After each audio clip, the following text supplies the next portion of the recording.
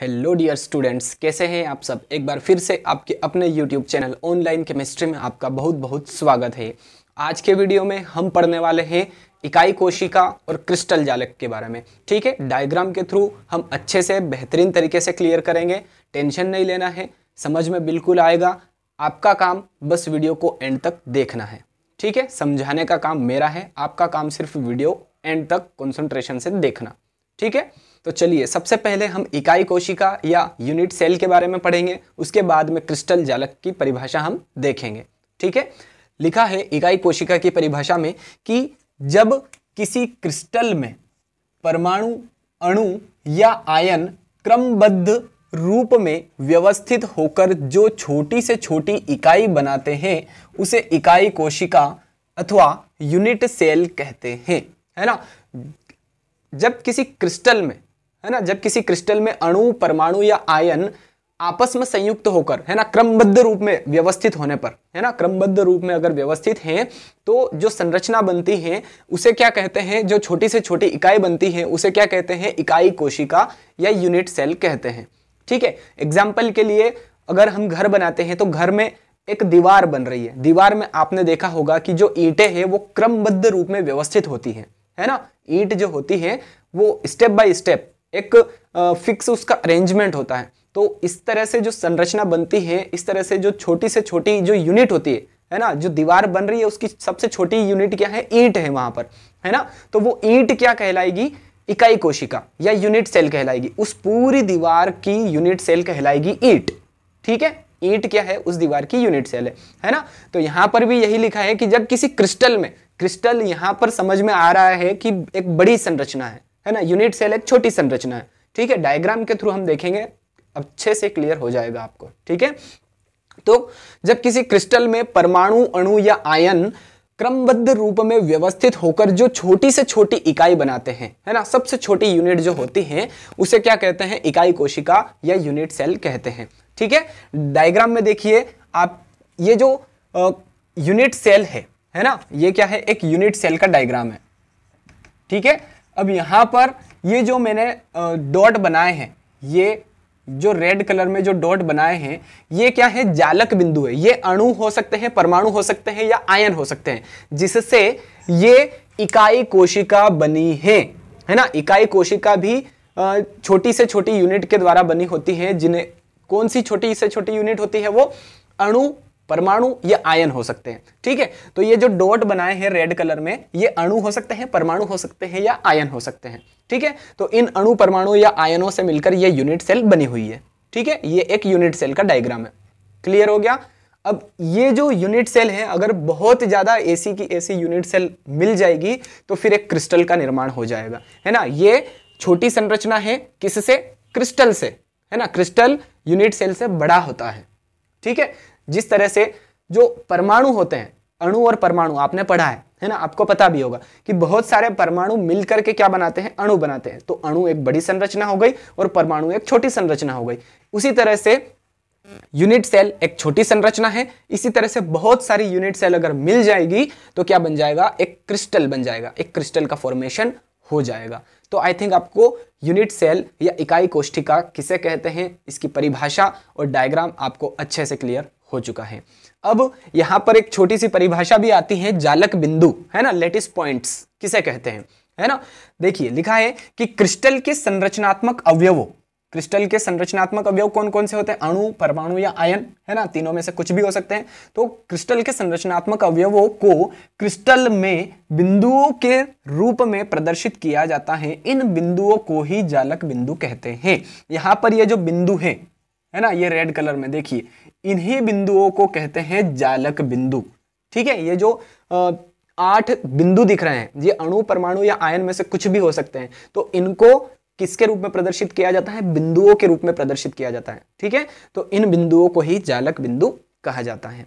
ठीक, चलिए अब क्रिस्टल जालक या त्रिविम जालक की परिभाषा हम देखते हैं, है ना। क्रिस्टल जालक, देखिए नाम देखिए, क्रिस्टल जालक यानी कि क्रिस्टलों का जाल, है ना, या त्रिविम जालक। अब त्रिविम क्यों, क्योंकि ये 3D स्ट्रक्चर होगी, है ना। प्लेन पर हम सिर्फ इसे इमेजिन कर सकते हैं, बना सकते हैं। अगर रियलिटी में देखना है तो हमें 3D स्ट्रक्चर चाहिए, इसके लिए 3D में हम देख सकते हैं त्रिविम में। ठीक है, लिखा है परिभाषा में कि जब त्रिविम यानी कि 3D में कई इकाई कोशिकाएं आपस में संयुक्त होकर एक बड़ी और क्रिस्टल के समान आकृति बनाती हैं तो इसे क्रिस्टल जालक कहा जाता है। ठीक है, देखिए लिखा है यहां पर कि 3D में त्रिविम में अगर कई इकाई कोशिकाएं, इसकी बात कर रहे हैं, कई यूनिट सेल मिलकर के आपस में मिलकर के एक बड़ी और क्रिस्टल के समान अगर आकृति बनाती है तो उसे क्रिस्टल जालक या त्रिविम जालक कहा जाता है। इंग्लिश में इसे कहा जाता है क्रिस्टल लेटिस। ठीक है, क्रिस्टल लेटिस इसे इंग्लिश में कहा जाता है। ठीक, तो त्रिविम में होगा ये, है ना। जब त्रिविम में कई इकाई कोशिकाएं, बहुत सारी इकाई कोशिकाएं यूनिट सेल अगर मिल जाएगी तो फिर जो संरचना बनेगी उसे क्या कहते हैं, क्रिस्टल जालक कहते हैं, है ना। यहां पर मैंने एक स्लाइड आपके लिए बनाई है, इसमें आपको क्रिस्टल जालक दिख रहा होगा। जो शेडेड एरिया यहां पर दिख रहा है वो एक यूनिट सेल है और ऐसी बहुत सारी यूनिट सेल मिलकर के इस क्रिस्टल का निर्माण हुआ है, इस क्रिस्टल जालक का निर्माण हुआ है। ठीक है, तो आई थिंक डायग्राम के थ्रू आपने अच्छे से क्लियर कर लिया होगा कि क्रिस्टल जालक किसे कहते हैं।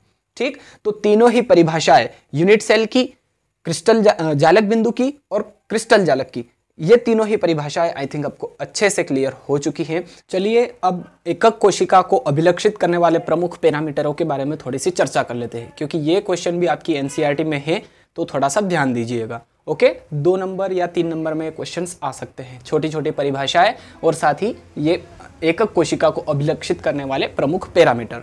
ठीक है, चलिए देखिए, सबसे पहले तो जो एकक कोशिका है उसका डायग्राम हमने बनाया है, आपको सिर्फ लिखना है। डायग्राम मैंने आपको समझाने के लिए सिर्फ बनाया है। ओके, चलिए, तो ये एकक कोशिका का मैंने सबसे पहले डायग्राम बनाया। इसके बाद में जो एक्सिस है, अक्ष है ना, 90 डिग्री के एंगल पर 3 अक्ष जो है, एक्स एक्सिस ये 90 डिग्री पर, एक्स एक्सिस के 90 डिग्री पे वाई एक्सिस और वाई एक्सिस के 90 डिग्री पे जेड एक्सिस बना दिए।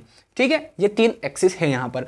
अब यहां पर फर्स्ट पॉइंट लिखा है, देखिए कि 3 किनारे के आयामों के साथ जिन्हें ए, बी एवं सी द्वारा प्रदर्शित किया जाता है ना। ये जो 3 किनारे ए, बी और सी के द्वारा इनको प्रदर्शित किया गया है। ठीक है, फिर सेकंड लिखा है कि किनारे या कोने के बीच के कोण, है ना, जो एंगल बन रहे हैं, किनारे या कोनों के बीच के जो कोण बन रहे हैं वो जिन्हें अल्फा, बीटा एवं गामा द्वारा प्रदर्शित किया जाता है ना। देखिए ये अल्फा, ये बीटा और ये गामा, ये जो किनारे हैं या जो कोने हैं, इनके बीच में जो कोण बन रहे हैं इनको अल्फा, बीटा और गामा के द्वारा प्रदर्शित किया जाता है।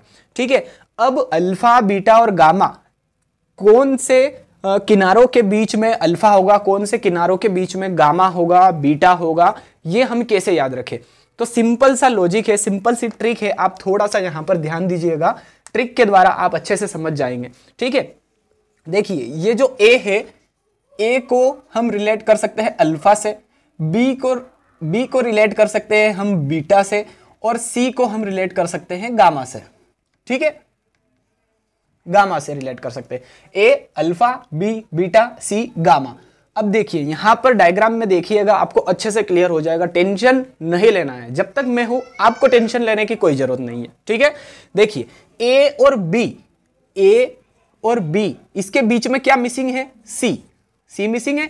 तो सी किससे रिलेट कर रहा है, गामा से। तो देखिए ए और बी के बीच में कौन सा कोण है, गामा, ध्यान दीजिएगा।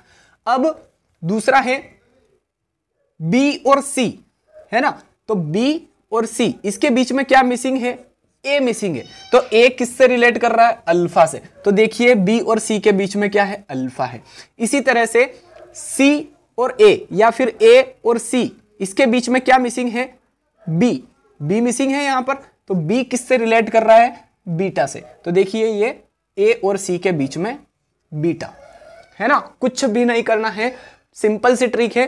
पहले अल्फा, ए का मतलब अल्फा, मतलब रिलेट करना है, मतलब नहीं है। ए अल्फा, बी बीटा, सी गामा, है ना। अब जो मिसिंग है वो यहां पर देख लीजिए, अगर ए मिसिंग है तो वो कौन होगा, अल्फा, अगर बी मिसिंग है तो कौन होगा, बीटा, और अगर सी मिसिंग है तो कौन होगा, गामा। ठीक है, वही लिखा है यहां पर। यह लिखना बहुत ही ज्यादा जरूरी है कि कौन से किनारों या कौन से कोनों के बीच में कौन सा कोण बन रहा है। ए और बी के बीच में कौन सा कोण है, बी और सी के बीच में कौन सा कोण है, सी और ए के बीच में कौन सा कोण है। तो ये लिखना बहुत ही ज़्यादा जरूरी है। सिर्फ इतना सा काफ़ी नहीं रहेगा यहाँ पर कि ए बी सी तुमने लिख दिया और अल्फा बीटा और गामा लिख दिया, गामा के द्वारा प्रदर्शित किया जाता है, ये लिखना काफ़ी नहीं है ना। मेन तो यही है कि किस कोनों के बीच में कौन सा कोण बन रहा है ना, किन दो किनारों के बीच में कौन सा कोण बन रहा है। तो देखिए यहां पर लिखा है कि कोण अल्फा है ना, अल्फा को जरा ध्यान से देखिए, कोण अल्फा बी और सी के बीच का कोण है, बी और सी के बीच का कोण है अल्फा।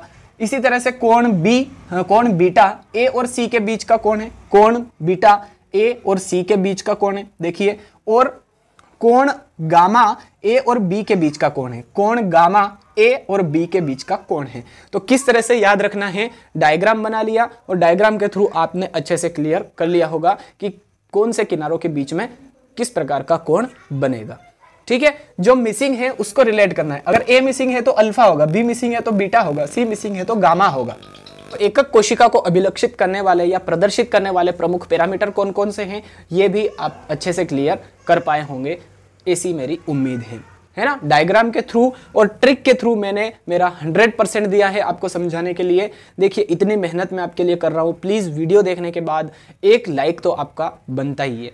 ठीक है, तो प्लीज़ वीडियो को लाइक जरूर कर दीजिए, अपने फ्रेंड्स के साथ में अधिक से अधिक शेयर कर दीजिए। और अगर आप पहली बार इस चैनल पर आकर वीडियो देख रहे हैं तो प्लीज़ गाइस चैनल को सब्सक्राइब जरूर कर लीजिए और साथ में बेल आइकन प्रेस कर दीजिए, ताकि इसी प्रकार के वीडियोज़, आपकी केमिस्ट्री के इंपॉर्टेंट वीडियोस आप तक जल्दी से पहुंच जाए। चलिए मिलते हैं अब नेक्स्ट वीडियो में। Thanks for watching. जय हिंद।